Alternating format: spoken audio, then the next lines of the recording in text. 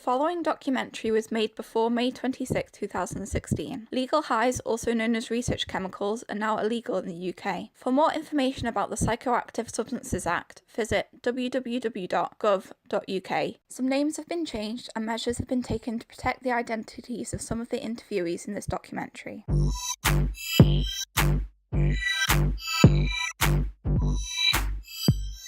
Legal highs are substances that are legal to take, own, sell and make. Like illegal drugs, their effects are dangerously similar, ranging from having psychedelic, empathogenic and stimulating reactions. We spoke to some young people who have previous experiences with legal highs. Yeah, obviously the bath salts and some herbal like, it's like weed but not, basically. Well, I was pretty drunk before I took the legal high. Best way I can describe it is my vision went very sparkly green and everything sort of turned psychedelic. And it was kind of like being in a very trippy nightclub with lights all around you and sort of floating around instead of walking around. I don't know what was in it, but apparently it had... rumours had like effects of speed or something like that, because obviously it's called Speed Freaks, but apparently the effects made your heart race, but I didn't really have that because I think we took too much. Unlike banned drugs, like cocaine and heroin, legal highs can be sold freely across the market, ranging from local businesses to market stalls. So I work at a stall at Milton Keynes Market, and it's like a smoking paraphernalia stall. So it sells anything from legal highs, bongs, anything to do with smoking, really. I bought it from a market. It was £20 for an eighth, so same sort of price as weed. As well as the smoking, there's like synthetic cokes, synthetic Mandy, MDMA, which is like an ecstasy or a pure ecstasy. Again, all chemically induced. It's nothing that's in there that's actually a drug, so that makes them all legal.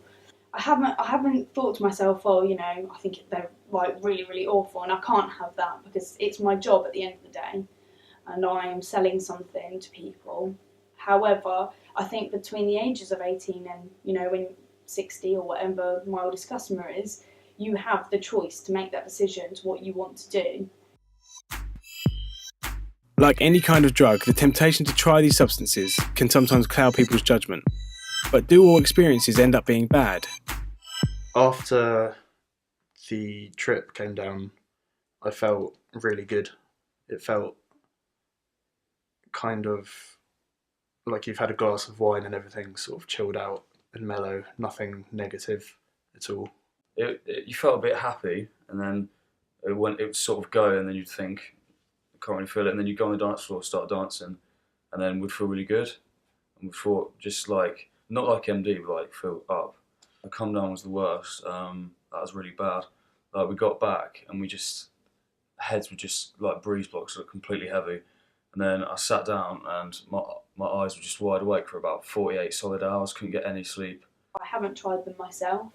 I wouldn't try them myself, and that's purely for the fact that they're not reliable enough. With other drugs, you can go on the internet or you hear so much about it, or they've done researches on the TV and stuff like that, and you can get an idea of what they're about. Whereas with these, people do not know anything about it. I really enjoyed it. So my friend who took it too had a horrible time.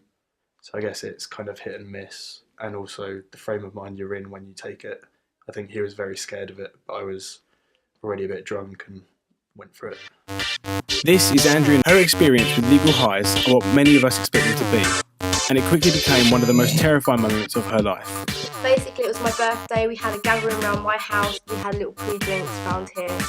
Nothing major.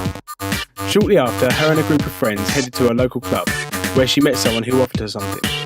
What that something was is still a mystery. I was like, yeah, definitely. So I took it.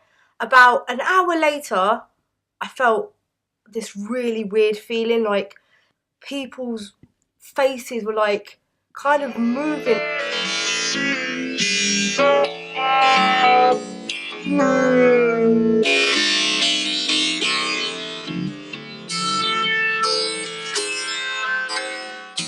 Moving in the way it was like, then it was like that kind of stopping, and it was like flashing lights right in my face, and it felt like it was in my face, but it wasn't. Tell the man them don't get scared if you see a cowardice. Why with it? Why with it? Why with it? Why with it? Why with it? Why with it? Why with it? I was like, I don't even know where I am, literally. I was like, what is that? What is it? He was like, I think it's blind light. I was like, what's that? Like, what's that? So I came home because I was so scared and I was so drunk as it was. So being drunk and taking that on top was a lot to handle. I read up on it on the internet and it said that you could go blind from it. So straight away I was like, oh my gosh, not a lot of people have done it before. It's done this. What can it do to me? I don't want anything to happen to me. I was so scared to go to sleep all night because I was scared that I'd wake up blind.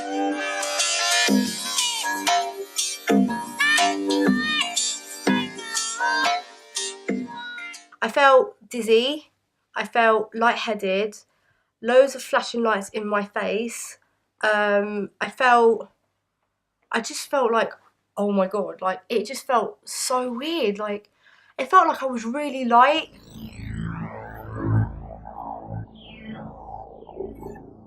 Calm down that I had was being sick the next morning really badly. I had a headache, I felt really weak, and I couldn't eat anything at all, literally nothing. At the end of the day, it was my fault that I took it, but next time I should definitely be aware before I definitely take it, because he was drunk anyway, so I don't think he really knew what he was giving me, but it was really my fault. Unfortunately, by the looks of things, legal highs may never really go away, but addressing the problems and issues surrounding them seems a must now more than ever. Basically, at certain times, it has happened a few times where they've said we're going to make them illegal now. However, when they do that, they'll make one chemical illegal. So all that the people that are making them do is change the chemical, and then it becomes legal again. So it's very, very easy for that to happen. I would never recommend it to any of them, because it's very tricky, and it could be dangerous, and depending what you mix it with, alcohol like I did, it could be very dangerous.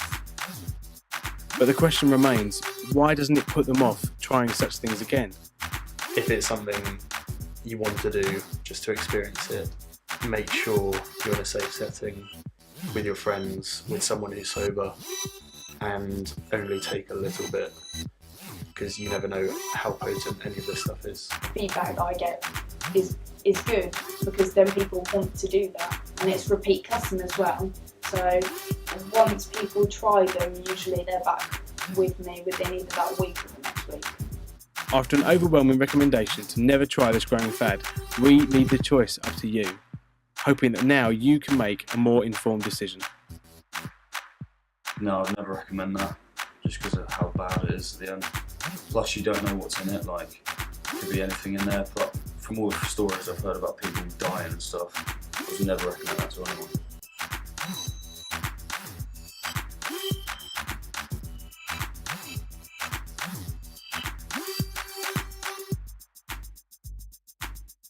If you or someone you know needs help or wants more information, you can go to www.talktofrank.com or www.drugwise.org.uk. If you need someone to talk to, you can call the Samaritans for free at any time in the UK on 116 123.